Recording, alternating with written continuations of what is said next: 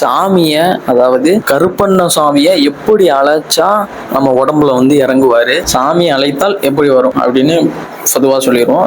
அப்புறம் கருப்பண்ண சாமியை பற்றி சொல்லுவோம். முதல்ல சாமி அழைக்கணும்னா முதலில் உச்சரிக்கிறது வந்து ஒரு பெரிய தெய்வம், அதாவது ஒரு சிவனோ ஒரு விநாயகரோ அவங்களோட பெயரை வந்து முதல்ல உச்சரிச்சுட்டு உங்களோட தெய்வத்தை 108 தடவை, அதாவது 108 தடவை எல்லாரும் இப்படிதான் சொல்லுவாங்க, மந்திரம் சொல்ற மாதிரி இருந்து சொல்ற மாதிரி. உங்களுக்கு வந்து சாமி வந்துருச்சுன்னா பிரச்சனையே இல்லை. அந்த தெய்வத்தை வந்து மனசால் நினைங்க.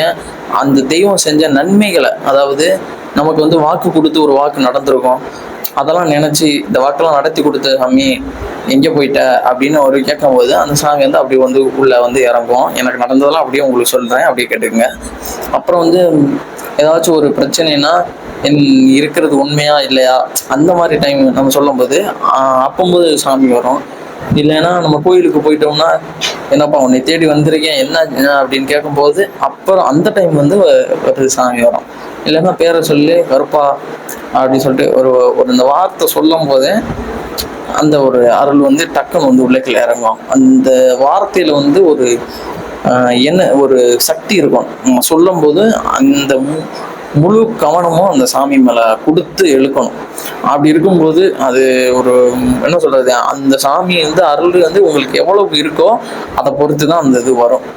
அப்புறம் வந்து என்ன சொல்றோம்னா, அந்த சாமி வந்து நீ உண்மையா இருந்தா வந்துரு அப்படின்னு சொல்லும் போது சாமி வரும். அதாவது டக்குன்னு வரும்போது அப்படிலாம் வரும். அப்புறம் வந்து இல்லைன்னா அழைப்பு, சாமி அழைப்பு, இவனை கருப்பண்ண சாமினா 21 பந்தி 61 சேனை அப்படின்னு சொல்லி கூப்பிடும்போது ஐயனோட காவக்காரன் அப்படின்னு சொல்லிட்டு கருப்பா அப்படின்னு சொல்லிட்டு மலையாள அதிபதி அப்படி சொல்லி அப்படி கூப்பிடும்போது அந்த மாதிரி வரும். ஒவ்வொரு இல்லையா உடுக்க அந்த மாதிரி அடிச்சு அப்படி இறக்குறது. இல்லை சாமியோட வந்து பெருமைகளை சொல்லும் போது நம்ம மனசுக்குள்ள அந்த ஒரு சந்தோஷம் கலந்த சாமி வரும். ஏன்னா ஒரு வெறுப்பு நீங்க சொல்லும் போது அந்த சாமி வந்து யோசிக்கும் வர இருக்கு. ஆனா ஒரு நல்லதை நீங்க சொல்லும் போது ஒரு இது நடந்துருச்சு அப்படி சந்தோஷ நிலைமையிலேருந்து அப்படி சாமியை கூப்பிட்டு பாருங்க, கண்டு சரசரசன்னு ஓடி வந்து டக்குன்னு உடம்புல வந்து உள்ளரிச்சு அப்படியே சாமி வந்து அப்படி இறங்கும். இல்லைன்னா ஆப்போசிட்ல இருக்கிறவங்க, அதாவது ஒருத்தவங்க அந்த சாமியோட வாக்கியம் இருக்கும், கருப்பண்ண சாமிக்கு அப்படின்னு சொல்லுவாங்க, அரோரா அப்படின்னு மாதிரி சொல்லுவாங்க. அப்புறம் வந்து இது ஒவ்வொரு கருப்பண்ண சாமியோட பேரை சொல்லி அந்த மாதிரி சொல்லும்போது, இல்லை இங்கிட்ட அழகு தென் மாவட்ட சைடு கோவிந்தான்னு சொல்லுவாங்க. அந்த கோவிந்தான்னு சொல்லும் போதே உச்சியிலேருந்து உள்ளங்கால் வரைக்கும் அப்படி சிலு சிலுன்னு ஒரு ஓட்டம் மாதிரி ஓடி போகும். அந்த கோவிந்தாங்கிற வார்த்தைக்கு வந்து அவ்வளோ மகிமை இருக்கு. அந்த கோவிந்தா கோவிந்தா கோவிந்தாங்கிற வாக்கு கேட்க கேட்க கேட்க சாமி வந்து இன்னும் உள்ள இறங்கி இந்த கருப்பண்ண சாமியோட அருளாட்டம் உள்ள இறங்கி இறங்கி இறங்கி இறங்கி வரும். ஏன்னா கருப்பண்ண சாமியை பொறுத்தளவுல ஒரு பெருமாளோட பிள்ளை அப்படிங்கிற ஒரு அங்கீகாரத்துல வந்துட்டாருனால அவரோட நாமத்தை இவர்கிட்ட சொல்லும் போது அவர் வந்து வேமா வராரு. இல்லைன்னா அவருக்கு உண்டான பூஜைகளை, அதாவது என்ன சொல்றது, இந்த அருவாள் கச்சை, ஒவ்வொருத்தவங்களுக்கு வந்து இந்த சாம்பிராணி வாசப்பட்டாலே சாமி வரும். நீங்க வந்து சாமி அழைக்கிறீங்கன்னா அதை பண்ணி பாருங்களேன். சாம்பிராணி, இந்த ஜவ்வாதுன்னு சொல்றாங்கல்ல, ஜவ்வாது புணுகு, அதோட மனம் வந்து சாமிகளை வந்து இழுக்கும். மனத்தினால சாமி கண்டிப்பா வரும். ஒரு நறுமணம் கலந்த எண்ண ஓட்டங்களோட சாமி அழைக்கும் போது கண்டிப்பான முறையில வரும். எனக்கெல்லாம் சாம்பிராணி வேடம் அது வந்துச்சுன்னா எனக்கு சாமி வரும். சாம்பிராணி வாடிக்கு எனக்கு வந்து அடிக்கடி சாமி வரும். அந்த மாதிரி ஒவ்வொருத்தவங்களுக்கும் ஒவ்வொரு ஓட்டம் இருக்கு. அப்புறம் வந்து ஜவ்வாது வாடை, ஊதுபத்தி வாடை, அப்புறம் வந்து சூடத்தை வந்து சாமி முன்னாடி காட்டும் போது, அப்புறம் வந்து சாமிக்கு வந்து நம்ம குலதெய்வ சாமியை வந்து அபிஷேகம் பண்ணிக்கிட்டே இருக்கும்போது பார்க்குற நிலைமை. அப்புறம் வந்து திருவிழாவில் வந்து கொட்டடிக்கிற நேரம், இல்லை ஏதோ ஒரு கோயிலில் வந்து கொட்டடிக்கிறாங்க, இல்லை கோடாங்கி வச்சு அழைப்பு நடத்துகிறாங்க அப்படின்னா அந்த டைம் வந்து நம்மளுக்கு வந்து சாமி வரும். உடம்புலாம் வந்து புல்லரிச்சு அந்த டைம் வந்து சாமி வரும். இல்லைன்னா கண்ணை மூடி அந்த தெய்வத்தை வந்து முழு மனசா நினைங்க, அந்த பேரை சொல்லிக்கிட்டே இருங்க. ஒரு சாமி வருதா, ஒரு அம்மனே வருதுன்னா அந்த அம்மன் பேரை சொல்லிக்கிட்டே இருங்க. முத்துமாரி வருதா, முத்துமாரி பேரை சொல்லுங்க. காளி வருதா, இந்த காளி சுடுகாட்டு காளியா, காளி காளி காளி காளின்னு அதோட பேரை வந்து தொடர்ச்சியா சொல்லுங்க. முனிய வருதா, அந்த முனியப்பன் பேரை வந்து தொடர்ச்சியா சொல்லுங்க. சொல்ல சொல்ல சொல்ல சொல்லத்தான் உங்களுக்கு அருள் வரும். ஏன் ஒரு தெய்வம் வருதுன்னா, உங்க தெய்வம் வருதுன்னு சும்மா நினைச்சீங்களா? ஒரு தெய்வம் வருதுன்னா அந்த தெய்வத்தை எப்படி கொண்டு போகணும், எப்படி நடத்தணும், ஒரு தெய்வத்தை எப்படி வணங்கணும் அப்படிங்கிற ஒவ்வொரு வழிமுறைகள் இருக்கு. அதனால நம்ம எந்தத்தவனும் சும்மா சாமி வந்துருச்சு அப்படின்னு சொல்லிட்டு சும்மாலாம் ஆட முடியாது. வாக்கு சொல்றதும் சும்மா இருக்க முடியாது. வாக்கு அது எப்படி வாக்கு சொல்றதுன்னு அடுத்த வீடியோவில் போடுறேன், அதையும் பார்த்துக்குங்க. அது மாதிரி ஒவ்வொன்றுக்கும் ஒவ்வொன்று இருக்கு. வாக்கு சொல்றதுலாம் ரொம்ப கஷ்டம். உங்களுக்கு வந்து சாமி இறங்கினா தான் அந்த வாக்குங்கிறதே உங்களுக்கு வந்து இறங்கி வரும். வந்து குலதெய்வத்தை முதல்ல அழைச்சி அழகுப்படுத்துங்க. அதுக்கு உண்டான பூஜையை கொடுங்க. அது என்ன கேட்குதோ அதை பண்ணுங்க. நீங்கள் அதை போய் ஒழுங்காக வழிபடுங்க. அதுக்கு உண்டான பூஜைகளை ஒழுங்காக கொடுங்க. பூஜைகள்னா உங்கள்கிட்ட பெரிய பெரிய பூஜைகளை கேட்கும்போது எனக்கு ஒரு மாலை வாங்கிட்டு வா, இல்லைன்னா ஏதோ ஒரு கனி வச்சு எடுத்துகிட்டு போ அப்படின்னு சொல்லுங்க. உங்களுக்கு அந்த தெய்வம் வருதுன்னா தொடர்ச்சியாக போங்க.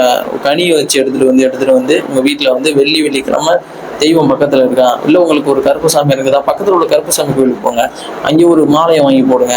உங்களால் முடிஞ்சதை ஏதோ ஒன்று பண்ணிட்டு ஒரு எலுமிச்சை பழத்தை வச்சு எடுத்துட்டு வாங்க. அது கிட்ட போய் நின்று வணங்கிட்டு வாங்க. ஒரு தெய்வத்தை வணங்குறது வந்து உங்களுக்கு வந்து எண்ணங்கள் இருந்தால் மட்டும்தான் போதும், சரியா? அது நீங்கள் எங்கே இருந்தாலும் தேடி போய் வணங்கிட்டு வரலாம். எண்ணம் இல்லைன்னா ஒன்றுமே பண்ண முடியாது. எனக்கு தெய்வத்தை பிடிச்சிருக்கு, நான் எப்படி அருள் இருக்குன்னா உடனே என்ன பண்ணுறது, யூடியூப் சேனலில் போய் இது லிங்கை போட்டு அதில் ஏதாச்சும் எவனா மந்திரவாதி சொல்கிறத கேட்குறது. நம்ம தெய்வமே மந்திரத்தை கட்டுப்படுறதுலாம் கிடையாது. இயற்கையான முறையில் தெய்வங்களை தான் நம்ம அழைச்சி அழகுபடுத்தியிருக்கோம். பழங்காலத்து வழிபாட்டு முறைகள் அதைத்தான் சொல்லுது. ஆனால் இப்போ தான் இன்னமும் மந்திரம் படித்த மலையாளத்துலேருந்து ஃபுல்லாத்தையும் இங்கே கொண்டு வந்துட்டோம். எல்லா வழிமுறையும் இங்கே கொண்டு வந்துட்டு குறி சொல்கிற இடம்னு சொல்லிட்டு வச்சுட்டு நம்ம இஷ்டத்துக்கு அந்த சாமியை போகிறது, ஒரு 10,000 ரூபா செலவு பண்ணி அந்த சாமியை வசியப்படுத்துறது, ஊரில் வந்து 10 பேர் குறி சொல்கிறது, அப்படியே ஃபேமஸ் ஆகி அப்படியே சம்பாரிச்சிட்டு போயிடுறது. எல்லாத்துக்குமே ஒரு பலன், ஒரு இது இருக்குது.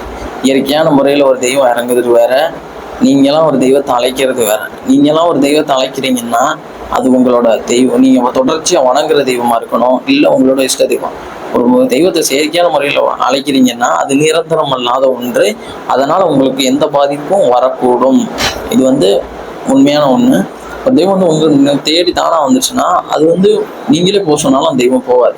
அப்படி இருக்கும்போது ஒரு தெய்வத்தை நீங்கள் செயற்கையாக வரவழைக்கும் போது அது என்னைக்கான உங்களை விட்டு வெளியே போகலாம். மை மாந்திரத்தை கட்டுறீங்கன்னா வருஷம் ஃபுல்லாமல் அவங்க கட்டி வைக்க முடியும் ஒரு தெய்வத்தை? இல்லை வருஷம் இல்லாமல் நீங்கள் செய்ய முடியும்?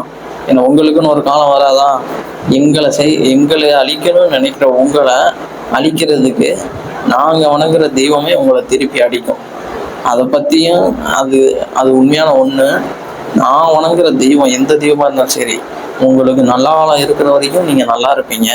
உங்களுக்கு கெடுதல் நினைக்கிறீங்கன்னா கண்டிப்பான முறையில் ஆன்மீகவாதிங்கிற பேரில் சொல்கிறேன், நான் வணங்குற 18ஆம் படி கருப்பண்ண சுவாமி என்னைக்குமே பார்த்துக்கிட்டே இருப்பார். எவன் தப்பு பண்ணானோ அவன் அடிபட்டு கீழே உருண்டு கிடப்பான். அந்த நிலைமை அடிபட்டு அவனோட நிலைமை தலைகீழ மாறும். அது வந்து முற்கால சத்தியம், நிச்சயமான உண்மை. நீங்கள் சாமியை மட்டும் கடைசி வரைக்கும் கைவிடாமல் பிடிச்சிக்குங்க. எனக்கே பல கஷ்டம் வந்தாலும் சரி, அந்த சாமியை வந்து விட்டு போக மனசு இருக்காது. நம்மளே சாமியை திட்டிட்டு அப்புறம் வச்சிருப்போம், உன்னை விட்டா அவனுக்கு யாருக்கா அப்படின்னு சொல்லிட்டு அந்த மாதிரி போயிடும்.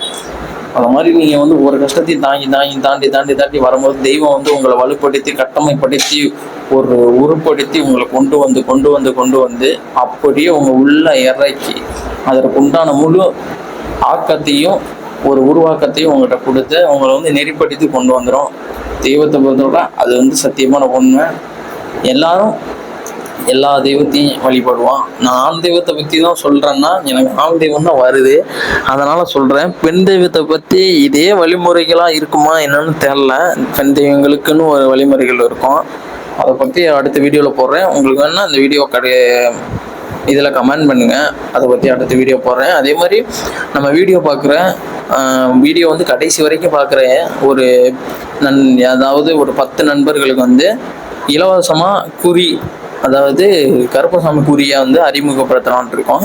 உங்களுக்கு வந்து இலவசமாக குறி ஃபோன் மூலமாகவே குறி, அதுக்கு வந்து நீங்கள் வந்து நம்ம வீடியோ வந்து தொடர்ச்சியாக எந்த வீடியோ போட்டாலும் அதோட ஃபுல் வீடியோ பாருங்கள். பார்த்துக்கிட்டே இருந்தீங்கன்னா உங்களுக்கு வந்து வீடியோவோட பாதியிலையோ இல்லை கடைசியிலையோ அந்த தகவலை வந்து நான் உங்களுக்கு வந்து சொல்லுவோம்.